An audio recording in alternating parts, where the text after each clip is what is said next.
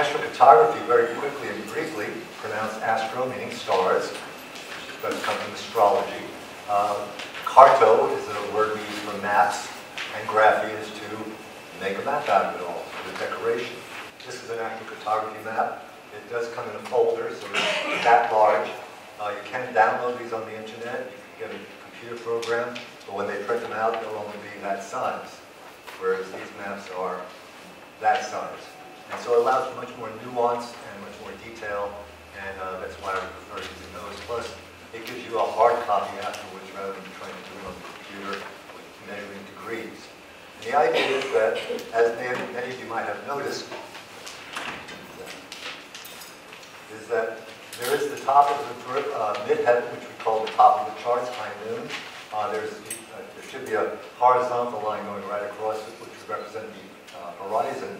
So on the far left is where planets are rising, when the sun rises, the planets rise. They come to high noon, they set, we call it the descendant. And when planets come to the very bottom, we use the Latin words imum celi, which is the way I was told it was pronounced. Church Latin, I think. And that means the bottom of the heavens, or the opposite of the midheaven. And when planets get close to those four angles, which are the cardinal points, north, south, east, west, that's when they come into prominence. And the path the planet was taking, as it was traveling across the face of the Earth then, gives that energy pattern for that geography the moment you were born. So this is a way of being very conscious, you might say, in choosing where's your best location. Now, as other people have mentioned, there's other ways to determine whether or not you should be closer to water or closest to heat, but those are the ways to choose the places where you would thrive the most. As you can always fine-tune a technique like I'm doing here. Now, when I say it gets close, we're talking about within 8 degrees of either side of those angles. And so I put up on here is the picture of a solar eclipse, which as you can see, there's a path of totality. In other words, if you were watching a solar eclipse, you'd be right under it, you'd be in the path of it. You go, wow. Now, if you're 400 miles away, you'll get a partial eclipse. If you're another 200-300 miles away, you're not getting that solar eclipse. Somebody else is going, wow, while you're going, well, that's nice if there's a solar eclipse down the road a bit, but I don't see it. So I'm using the solar eclipse as an example because many of you have seen a solar eclipse, or maybe you have, or at least you're aware of it. Every planet, in other words, has a path of totality.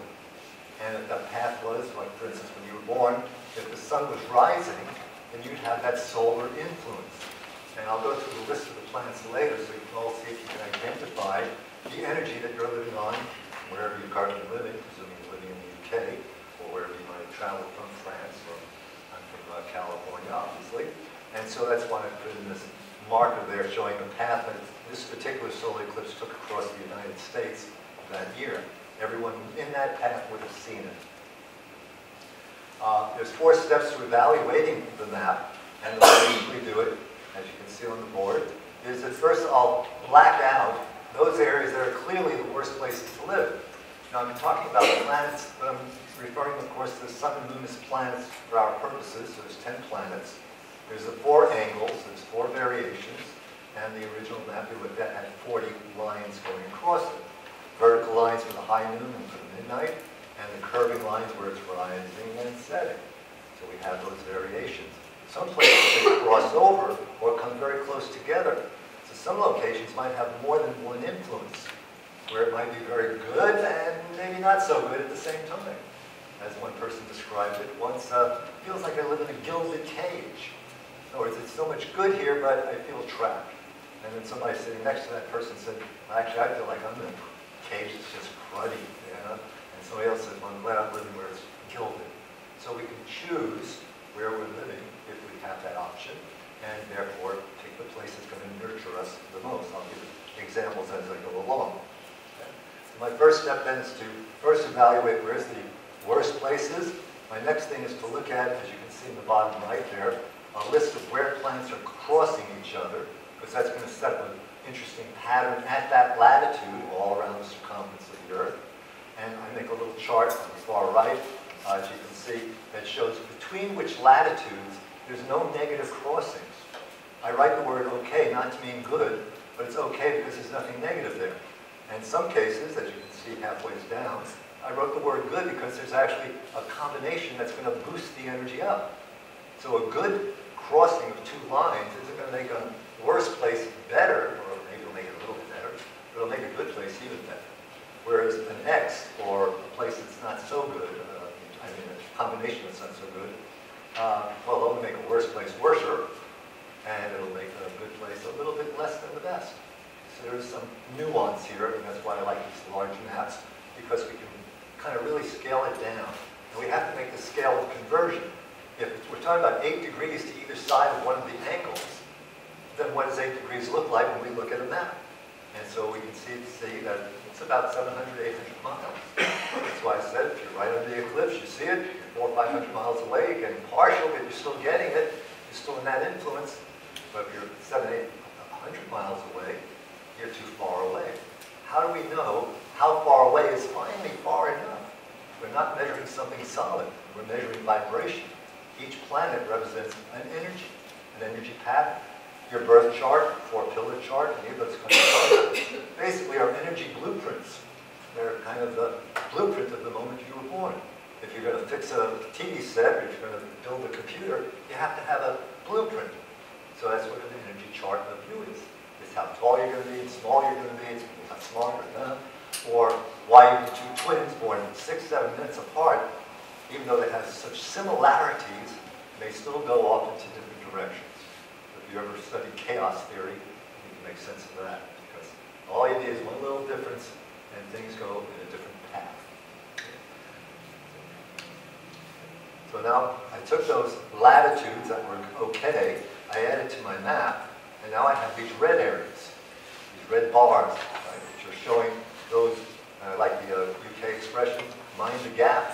You don't want to be in the gap. You want to be in those red areas. Because the red areas are the ones that are okay without any negative influences. Between those red areas, they may still be much, much, much better than the dark areas, but if you could, why not be where it's the very best? And if you can't, well, at least, it's a good life, Life is going to be perfect anywhere.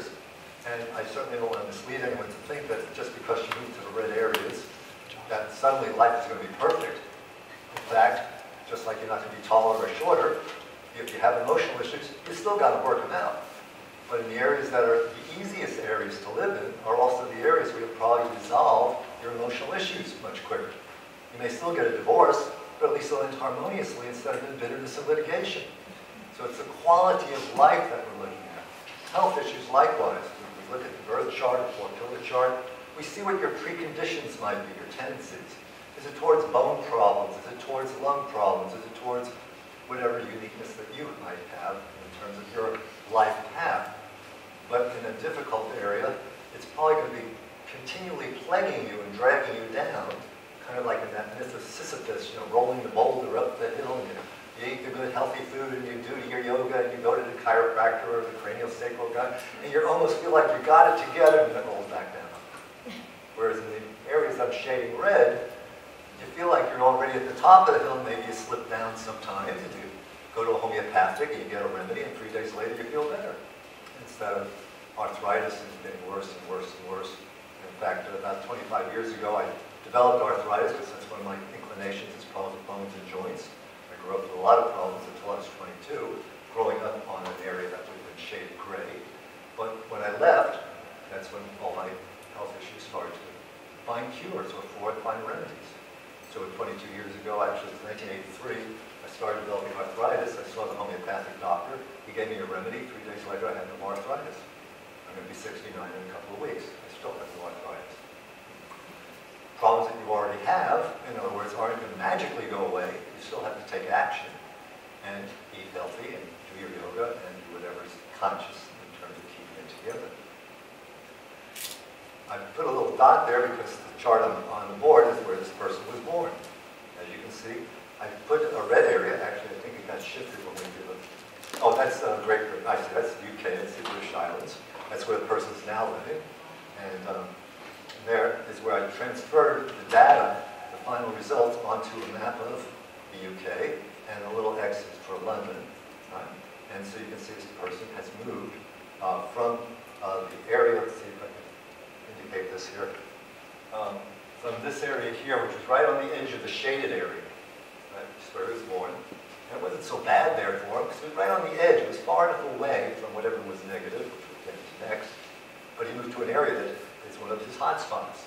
And so he made a good choice, and he doesn't feel like ever leaving. The other day I gave him a reading, and we talked about other locations around the world he's lived, and which places that even though he might have the ability to make it work for him, it was just not fun, or it was dull, or it was complicated. And finally, when he got here, it all kind of fell into place for him. So, changes which we can expect when relocating to a different planetary line. One is that our emotional, mental, physical traits, as represented by our planetary by different planetary lines, become more dominant in how we express ourselves, how we are perceived by others. So it's kind of, I think of it as like wearing different sunglasses. In some locations, you're wearing those rosy or yellow glasses, and you go, wow, the world looks beautiful. And you go someplace else with very dark glasses, and you go, I don't know, what's so fun about this place? It feels depressing. Right? And same thing in homes. I kind of was talking to the guy earlier about his work with extreme mental situations, people with mental conditions. With good Feng Shui, there may be some improvement, but that's a pretty extreme situation. I would say moving to a new location on planet Earth, the person might resolve much quicker. And when we go through the planet, you'll see why I say that. The personality types and traits we attract in our personal and business partners are also reflective. And this is also called remote activation. Sometimes we fall in love with someone from a foreign country, and that country is one of our hot spots. And or where we are, we fall in love with someone. Falling in love is sometimes not the problem. It's sustaining the relationship so that it continues on in a healthy and happy manner. Right? So it's not, sometimes people say to me, where could I go to make money? Well, you can make money anywhere, actually. The question is, if you have the karma for making lots of money, or do you have the karma for making just enough to get by? But the real question is, where can I go in my life where I will enjoy the money I make? Right? If you're going to be poor, you might as well be happy. If you're going to be rich, you might as well be happy. John F. Kennedy is a famous example of someone who was rich, handsome, famous, and the President of the United States. He lived on the worst place in the world for him, and he struggled his whole life. He was suffering from depression and had Addison's disease and a bad serious back issue. Just not a happy guy, really. Okay. So it's not about where can I have the right kind of persona, or where can I put on the right kind of dance of life. Where can I enjoy the dance? Likewise, in love relationships, it's not about where can I go to fall in love, it's where can I have a quality relationship that nurtures and deepens over the years. So in 30, 40 years, I can still say, this is my lover, instead of, that's who I got stuck with. Health issues I've already kind of mentioned, they get better, because if you're living where the energy is vital, and where it's strong and powerful, your immune system is going to be strong and vital. And it's going to overcome a lot of the ailments that otherwise might plague you. And you make more of the right choices, instead of always, as I say, like Sisyphus rolling the boulder up the hill and hoping it doesn't roll back down on it. These, or intensity of events that come to us and our ability to handle these events, are also indicated by what we call the transits and progressions. Those are like your blood pillars in the 4 pillars that was mentioned earlier. And so, yes, you can go to almost any location around the world, whether it's shaded in dark, red, or left it blank for a moment, and have a great vacation for a week or two. So that's another question people ask, is how long does it take before you start to experience the energy of the location? Again, it's a very personal thing. Some people feel it right away. I've had people tell me they got off the plane and they felt like dancing. Or I've had people who tell me they drove from one location that was very dark, and I'll use the word dark now, I'll talk about the planets next, and they drove from there to one of the areas I suggested was best for them. In this case, I'm thinking of a lady from Northern California who drove over the Rocky Mountains to Colorado with her sister, and her sister said, you can't believe it, Elliot. As soon as we got to this one location, it seemed like she just suddenly had an orgasm. Her whole face was like so soft, where before it was like hard. Oh wow, I feel so good. And then when they drove back from Colorado, she said, it was almost exactly the same location. Her whole face started to tighten up again. You can see she's getting back into battle mode. And so this is a very visceral experience, which is why I'm telling you this story. It's not just a concept, it's not just an idea.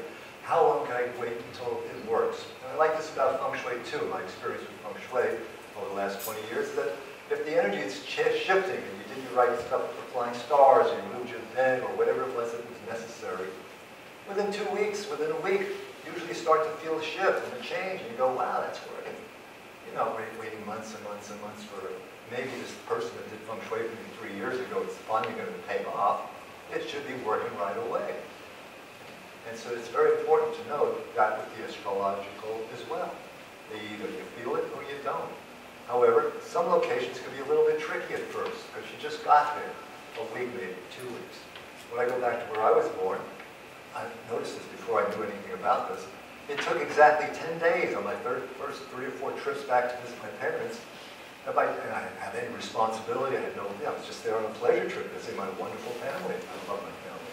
I didn't have one of those dysfunctional families. Thank you, Lord.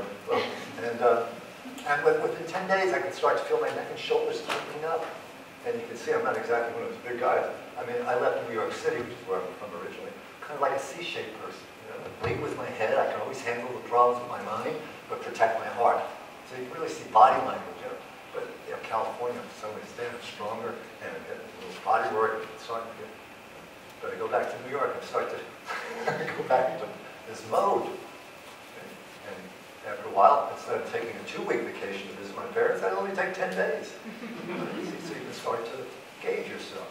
I explained this to my cousin Bobby, who we grew up together, he's my age, and played basketball together, grew up and all that. And he said, well, actually for me, he says, I feel it within 2 days. I feel like I got to get out of this place. And so it's really not a question of listening to other people's opinions about the location. When you hear someone say, oh, I'm going to New York, and someone says, oh, you hate New York. Well, that's because they don't have good energy there. One person goes to New York. In fact, I just did a reading for a lady in Santa Barbara, California. She lives in this beautiful house up on a mountain with an ocean view and the perfect weather of Southern California. She hates it there. She feels trapped. She feels like she's always in this battle mode. She goes to New York City, Madison Avenue, and the parks, and oh, she's so creative, it's culture, it's cafes, and the museums. I love New York. And her husband, who just can't understand the stretches, says, what are you talking about? It's dirty, it's ugly, it's hostile. So 2 different ways of looking at the world. It's not about location. When I first came to Paris several years ago, people said, oh, they don't like Americans, they don't like Americans who don't speak French, they don't like Americans who speak French funny. I, this person had this long laundry list of why I wouldn't have a good time. I got great energy in Paris. I felt like I could live there forever. And it was like after 2 weeks, did I really have to go home? And I felt so embraced, so welcomed, and everyone spoke English to me. So I had no problem. I speak high school French, not enough. The joy and personal satisfaction you find in your career, therefore, also changes. You may love your work and not be getting great success. I mean, look at the difference between a Rembrandt and Picasso. Both incredible painters. But Picasso, he enjoyed great success in his lifetime. Maybe he pegged out a little bit on the wine, rhythm, and song, but nevertheless he had great joy. Rembrandt, who was a phenomenal artist, never really got the satisfaction of success in his life. He struggled with the church, they didn't like his mistress, they had money problems all the time. The guy, pretty suffering. So a whole different vibration, 2 different kinds of energies. But they're great artists. The quality of life you experience, so it's really all about your well-being and your general good fortune. Happy, sad, nice. Now, karma, of course, plays into this. For as many of these maps I've done now, I've probably done over 2,000. I first learned about this in 1978, when the system was first calculated and someone figured out how to computerize this. It's been an idea that astrologers have played around forever. But finally, with computers becoming a little more accessible to us common people, this one guy named Jim Lewis in California figured it out with a computer guy, the algorithms, and it was a very rudimentary kind of map, pretty much what we're looking at here, but it was just in black and white with a tiny little print on it. I mean, it was just not very graphically appealing, but I dabbled with it a little bit. I saw some relevance to it. Maybe I did 3 or 4 consultations in the first 10 years since I've been doing astrology professionally since 1973. 78 and 80, I found out about it a little bit in the 80s. It wasn't really until 1994, I believe it was, the second Feng Shui conference in Palm Springs, put on by James Mosier in the Feng Shui warehouse. I'll talk about him tomorrow in my workshop. He was a very dear friend of mine. He invited me to speak at the conference. I did a lecture on case histories demonstrating Feng Shui principles and concepts, something like that. And toward the end of it, I said, and by the way, there's this thing called astrocartography. It has to do with, I thought, global Feng Shui. Where's your best place to live on planet Earth? And I got about 50, 60 people wanting consultations. Feng Shui people want to know where's the best place to live. That's why they do Feng Shui. And I thought, well, you know, I got these many people suddenly. Maybe I should make sure I got all the knowledge that I need. So I went back and looked at some of the stories and books, and I found out that, well, there's a little manual that comes with this thing. And when you read the manual, it gives good interpretation of the planets. Well, I'll give you a thumbnail sketch in a moment. But it also doesn't really give any instructions on how far away is far enough. Now, I mentioned creating a scale. It's 8 degrees. Might be the furthest you can get and still feel some of that vibration. But obviously, 6 degrees, 5 degrees is going to be stronger and stronger. So if we translate that to hundreds of miles, well, that's about 800 miles to about 8 degrees. Because you can pretty much go 60 miles an hour per degree. You know, 60 minutes to an hour, 60 minutes to a degree. And in the book it says, use a quarter of an inch. Now, a quarter of an inch is really only about 250 miles. And the little manual, any smart astrologer like me can read that book and go, why do I need to take a certification course? Because Jim Lewis did have certification courses. And, you know, I'm a do-it-yourself kind of guy. I can publish all my own books, see? And, you know, it's easy. You can just be a smart guy and figure it out. But then I read a little bit further and I went, oh, 5 years later, Jim Lewis said, far too conservative. But he never changed the manual. And then, unfortunately, he died several years later. So now it's under copyright, which means it's a historical document. And the booklet still comes with the map. And that's just the way it's kind of stuck in historical concrete. However, there's a lot of astrologers out there, smart guys like me, or smart ladies like me, not the ladies, who are doing what they originally read. In fact, on what's called astro.com, you can download the maps and they'll give you the same misinformation because they never read the certification course. So I got the certification course in 1994 or 5, whatever it was, and I read through the whole thing and put it together as to what I was missing. And that led me to really produce my own book on the subject because there's no step-by-step manual. So if anyone is interested in step-by-step, if you're smart with maps and self-teaching yourself and lots of steps and nuances, as I said, it's all come through a DVD. The camera was over my head while I kind of talked and sketched it, so it's really like looking through my eyes when I'm doing it. So Jim Lewis changed the data, or changed his recommendation based on his continuing experience, and it's been validated ever since. But that's the way I finally got into this thing. And since then, I'd say it's probably a good portion of my, well, it's become my expertise, obviously. It's become a good portion of my work each year. Maybe I do over 100 a year evaluations. However, I always say at the end of the reading, when I do suggest someone relocate because where they are, they have maybe immune system problems or relationship problems, and it's obviously in a dark area. It's clearly black and white, which is why I like this format, because I give you the hard copy and it's graphic, it's personalized, it's not just, well, you got to move somewhere vaguely. It's pretty clear between what your parameters are and longitudes and latitudes. And I always say at the end of a reading, and be sure to send me a postcard, basically saying, send me some fan mail, send me a testimonial. I just got one the other day from a couple that retired. They had no real connections anymore in the United States. They relocated to the place in the United States that was one of their best spaces. And then this guy writes me an email recently. Last summer, we decided to take a vacation, and we thought, let's go explore some of these other red areas around the world. We went down to Uruguay. And he said, I couldn't believe this place was so fantastic. We got off the plane, both of us. It was good for both of us. We loved it there. We bought a house. We sold our house in the United States. We're now living in Uruguay. Now, usually you have many choices. Sometimes, though, the choices. There was one lady, I said, would you believe the only place for you is Madagascar? And that was my response, and not wanting to say it either. I'm laughing right at her. And her eyes lit up. She says, you're kidding. I love lemurs. That's no such thing as lemurs. Maybe I can go there and study lemurs and be part of a research team. And she just was like elated by it. She never sent me a fan mail. postcard, but, you know. So after that, I went, well, it may sound far-fetched to me, but that person has got their chemistry with the location. They understood what it was for them that made it work. Said to another guy, would you believe, among your many places, he had other choices, West Guyana, to the northern tip of South America. He said, you're kidding, that's where I grew up. And my parents, they were missionaries there, they had to leave because they were given another assignment, and I hated leaving this place.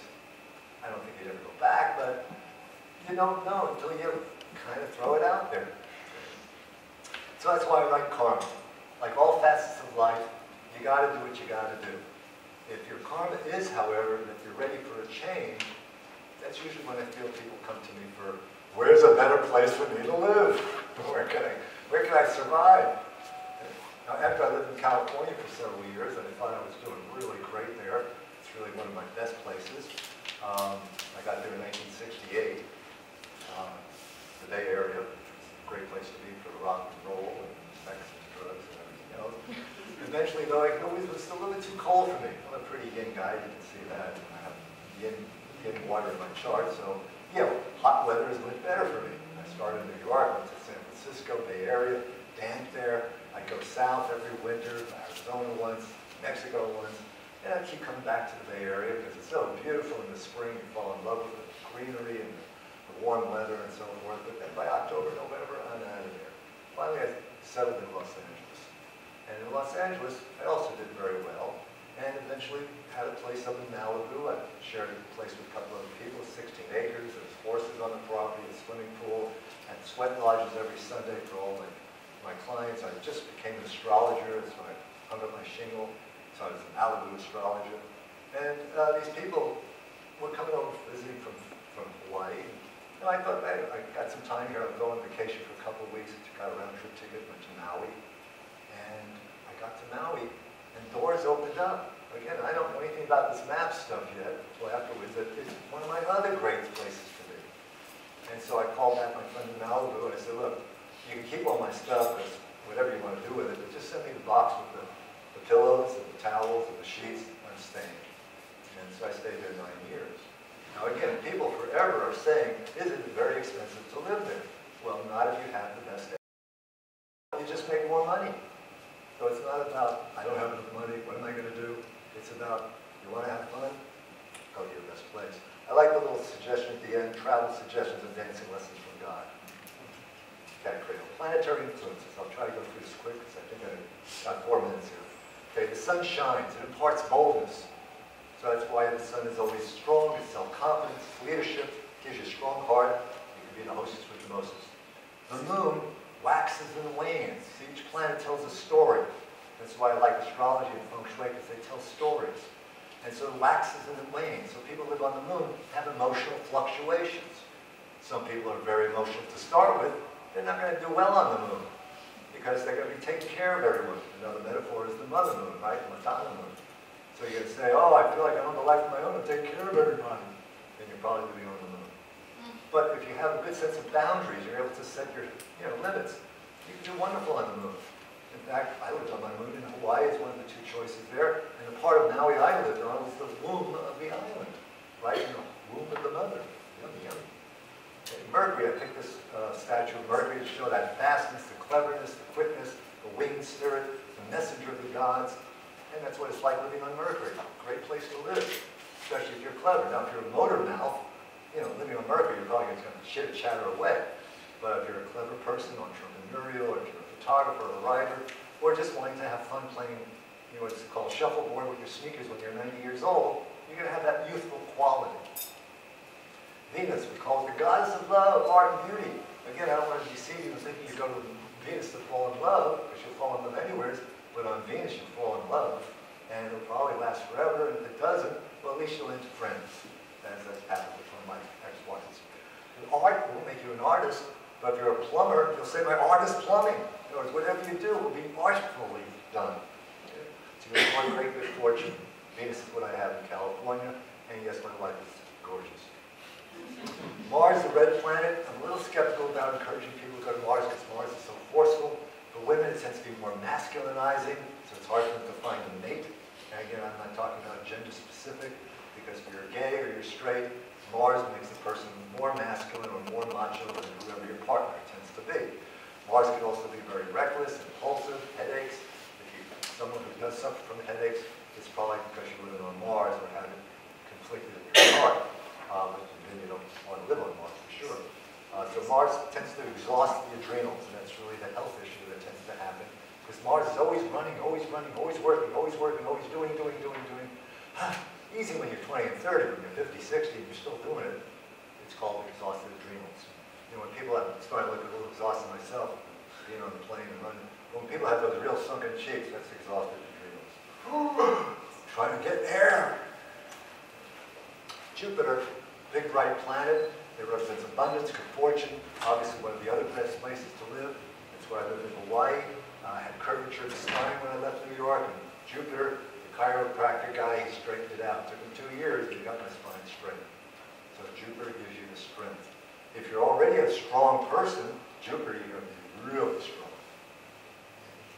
Philosopher, world traveler, good bones and teeth. Saturn is exactly opposite. It's that brown dot in the sky. It's contracted. It has rings around it. Limitations, frustrations, or as I mentioned, John F. Kennedy, depression, Addison's disease, serious back injury. I've had at least several clients now living on Saturn who within years of living on it as adults lost all their teeth. So if you're one of those people with teeth issues and grinding your teeth and chronic neck and shoulder, and you feel like everything you're doing is always like alone, or you don't really feel you have heart-to-heart connections, and you feel that isolation, alienation, you're probably on Saturn. Now, as I mentioned, someone said they feel like they were in a gilded cage because they were on Venus and Saturn. So Venus gave them a big house, a handsome husband, a lot of money, but the guy was a control freak who wouldn't give her any money to go shopping and felt like she was always on this leash, as a quick example. So it has a lot to do with the planets, combinations sometimes. Uranus is an interesting one. If you notice, it's tilted. I didn't do that on purpose. That's the way it actually is. Uranus is the only planet that spins sideways. Every other planet goes north this way around its axis. Uranus goes this way on its axis. And I think that's where this comes from. When people go cuckoo. So Uranus is erratic, it's unpredictable, but if you're a disciplined person, it's inventive, it's entrepreneurial, it's innovative. It could be a lot of social fun, bohemian, unconventional. I like all that stuff. If you don't mind being an alien, Uranus is a great place to hang out with the other aliens. But if you want a nice conventional life without any, don't make any waves, it's not going to happen on Uranus. So I'm a little skeptical sometimes about encouraging people to live on Uranus. Also, it doesn't necessarily play well with other planets. Combine Uranus and Mars, and you have Mars and Uranus being erratic and out of control. You put Uranus on the moon, you have the emotions of Uranus way out of control. Put Uranus on Venus, your world is going to be the center of the social situation. So it could be different for different planets. That's why it disturbs the nervous system. Uranus is that electricity energy. So it's erratic and unpredictable when it's too wired, but if it's nicely focused, it's genius. So when someone comes up with that genius idea, they're Uranian. Those are the people usually with 2-story foreheads, and it's 6'4", right? They just got this big brain, Computer nerds, Uranus. Neptune, I love Neptune because it looks just like Neptune is said it's supposed to be. Neptune, god of the ocean. Imagination, mystical, no boundaries to the imagination, no boundaries to the mysticism. But if you're not grounded in reality, well, then you're losing your mind. Alcoholism, and, well, we were talking about some guy the other day who finally went over the deep end with his crazy ideas, delusional, let's say, or just self-deception, or deceiving others. So Neptune, selling drugs, Neptune is out there in this uncontrollable world. One more planet there. So the health issues with Neptune usually tend to be prone to anxiety and health issues that are hard to diagnose. You take the kid to the doctor and the doctor can't figure it out. You take yourself, it's probably Neptune. You shouldn't be going to that doctor. You should be going to a homeopathist who's using mind, body, spirit approach to healing. Of course, you should be doing anyways. Pluto, the last planet to talk about. When it's great, it's great. When it ain't, it ain't. It's this radical roller coaster. You go to Pluto for 2 weeks, you can have the best sex ever, and have the best energy, and you feel like it's so powerful, but it's like a moth to a flame, because eventually it just kind of tears you down. And then you rise up again, like Persephone coming back to the spring, then you get torn down again. After years of that, you start to be a little bit in a state of post-traumatic stress. So people who feel like they're in shock a lot. And what's going to tear up is, of course, the immune system. And we'll talk about it tomorrow. The immune system, it's a main part of the introduction to my book also, is main key to what Sha Qi is all about. If you're in a constant field of Sha Qi, it's your adrenals that are fired up for fight or flight. In acupuncture, it's called the triple warmer activation, where you need to sedate the triple warmer, calm it down. Otherwise, it burns out the immune system, and that becomes the biggest problem for Pluto. So people with tumors and cancers and fibromyalgia, or if they do have arthritis, it's rheumatoid arthritis, inflammation. And people who live on Pluto and leave, I feel like they're unwinding, and then they come back to Pluto and they feel like they're back into this tension. And usually when they've lived in Pluto, they feel it right away. The rest of us, when we go visit Pluto, could be the best things ever. Summation. Well, I don't know if I have to get into much of a summation here. It's your unique chemistry with a location. Okay? So some planetary combinations can be worse than others, like Pluto and the Moon, or Neptune and the Moon. If the Moon is the emotions and Neptune has no boundaries, can you imagine Neptune and the Moon together? That's what this guy was talking about earlier, schizophrenia, people who lose their minds. Okay? So if you're prone to that, you don't want to go to Neptune. Okay? Finds a conscious way to choose where the best place in the world are to live, proving the concept. When you change your location, you change your life. You know, once you have all the areas that are best for you, it's like any city. You know, you're not going to live in everywhere in the city. You'll pick the areas of the city that you have a resonance with, where you feel attracted to it. Is it for ethnic reasons, political reasons? You know, is it hip or is it not hip? You have your reasons why you live in New York. It's a part of town. Can you afford it? Can't afford it. You want to live in, or can you are it? So the same thing. These people chose Uruguay. The others, because it was a unique and unusual choice for them. Somebody else might go, I don't want to live so far away from my parents. I don't want to be so far from my children. So we do have sometimes regrets in terms of having to make a choice. We want to live where we're going to thrive, or where we're just going to be able to, you might say, satisfy some emotional need. The reason I left Hawaii was because my youngest son had Saturn going through the islands. When he was 8 years old, well, actually when he was born, I knew I was going to have to leave eventually. When he was 8 years old, he had 12 cavities. I knew it was time to get him out of there. And we relocated him to where his Jupiter line is. He hasn't had a cavity in 22 years, 12 years. He's 22 years old now. So things change. Guru guy came to me, he says, the doctors at the hospital say I need a heart surgery. Help me pick the best date. And I looked at this chart, and you don't have any heart problem. It has to do with your communication. You're on your Pluto line, they're giving you the worst possible scenario. You go to your Jupiter line, because we had property in New Mexico, get a second opinion. Turned out he had polyps on his larynx that was irritating